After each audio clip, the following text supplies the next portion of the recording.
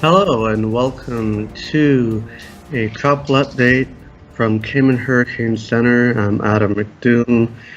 We are doing a very early morning on this Thursday, 27th of July, 2017. We have ourselves an area of interest out in the main development region, not yet designated as an invest by the National Hurricane Center, but nevertheless an area of interest that the National Hurricane Center is looking at.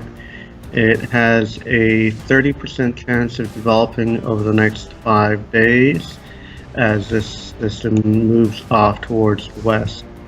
Of course, areas in the Eastern Caribbean should pay close attention, as if it does make any close approach, it will be first and foremost to this area. So this area of interest is actually a tropical wave that came off Africa a couple of days ago. It has since moved west, and some of the forecast guidance are picking up on this system developing. There's also some indications of possibly a few more coming off and developing, and also possible suggestion of a system possibly popping up somewhere within this region here. Not too confident on that yet.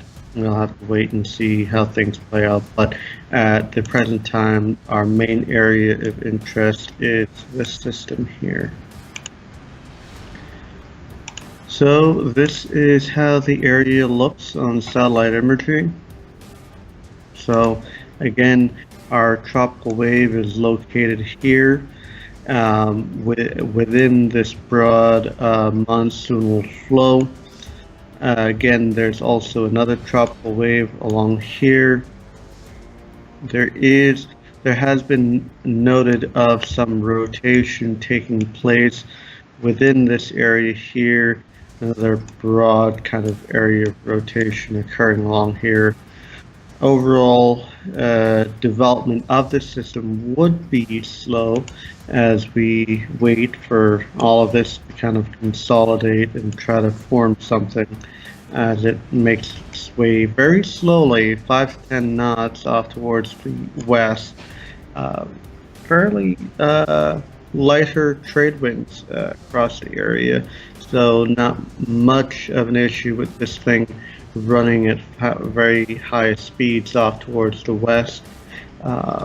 Also, the other concern is the Saharan air, dry air, and for the system, the dry air is indeed well off to the north of this area of interest, and not likely to impact it very much. The other thing to take note of is the upper level winds. As a matter of fact, the upper level winds on this system is actually fairly light, 5 to 10 knots, as a sort of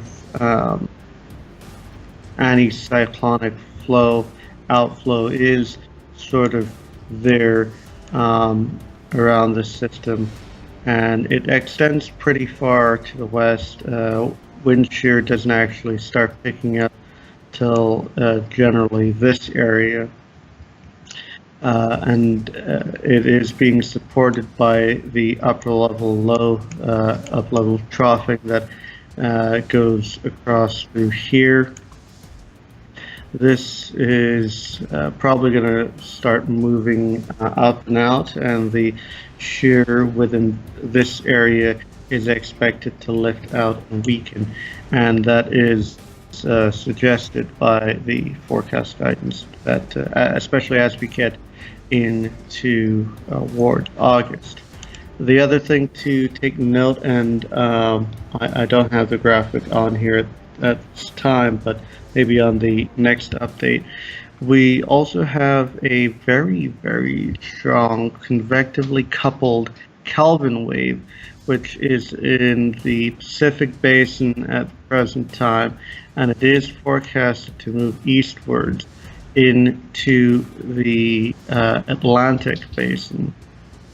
And there's been a lot of chatter going around about how this very strong convectively coupled Kelvin wave will help to spark an outbreak of tropical activity for the Atlantic Basin. As you may have heard, noticed that the Eastern Pacific has been going off on this big train ride with multiple systems over the past few weeks, and maybe it is coming now for the Atlantic to take that train.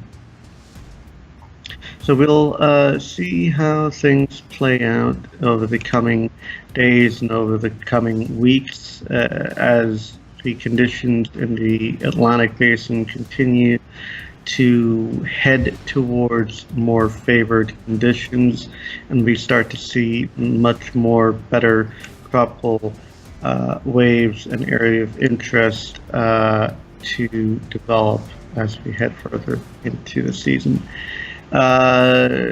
Just to make note, if this does get designated as an invest, the next number would be 97L, and if this system does indeed make its way up to a depression, it would be the sixth system for the basin. If it makes its way up to tropical storm intensity, its name would be Emily, and if this so happens that Emily ends up becoming a hurricane, it would be the first hurricane of the Atlantic season. We will wait and see. Just lastly here, this is the 850 vorticity, so the spin in the lower atmosphere. Just give you an idea, the area of interest is along here, and of course, again, as mentioned, the monsoon trough that plays in through here. The vorticity is somewhat strung out. However, it is becoming more and more consolidated as time goes forward. Earlier, it was just a thin strip of vorticity, and there hasn't really been converging or bulging, and now it's finally doing so. So we'll wait and see. I think it'll take a good little while before this thing does take off. It probably won't take off till maybe it reaches somewhere around here, and we'll see how conditions and everything plays out for this. Again, islands here will need to watch, as if anything, they could be the first ones to be impacted by this. And again, as mentioned with the upper level winds, just to give you this graphical here, the upper level anticyclone sort of development occurring along here. Again, the patch of higher shear along here, the upper level of here, level troughing going across. And again, according to the forecast guidance, this should be weakening out as time goes forward and likely probably lifting northwards. And you'll see how things play out as the system out here moves off towards the west. We'll have many more updates coming out on this and anything else that pops up. And of course, next week, look out for the updated hurricane season predictions by Tropical Storm Risk and Colorado State University.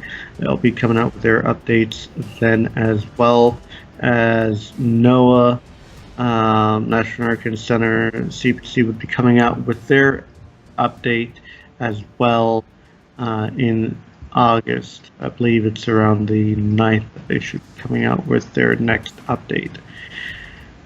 Well, this has been a very quick update on what's going on out there now. No imminent threat to develop within the next 48 hours. Likely be a long-range threat. We'll have plenty of time to watch. Well, this is it.